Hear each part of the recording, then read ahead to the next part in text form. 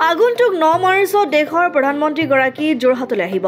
লাডৈ গড়স্থিত বীৰ লাচিত মৈদামত নিৰ্মিত বীৰ লাচিত সুউচ্চ প্ৰতিমূৰ্তিৰ শুভ উন্মোচন কৰিব। লগতে মেলেং মেটেলি পথাৰত আয়োজিত এক বিশাল জনসভাত অংশগ্ৰহণ কৰিব প্ৰধানমন্ত্ৰী নৰেন্দ্ৰ মোদীয়ে।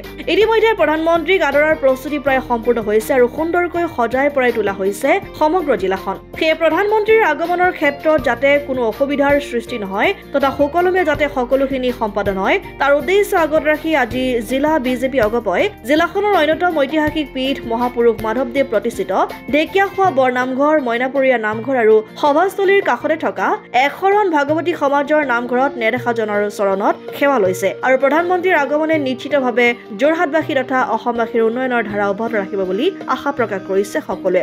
উক্ত অনুষ্ঠানত জিলা বিজেপিৰ সভাপতি হেমন্ত কলিতা, সম্পাদক অমৰ শইকীয়া, অগপৰ কেন্দ্ৰীয় সমিতিৰ সম্পাদক বিকাশ শইকীয়াকে প্ৰমুখ কৰি দুয়োটা দলৰ ভালে সংখ্যক কৰ্মকৰ্তা উপস্থিত থাকি সহযোগিতা আগবঢ়ায়।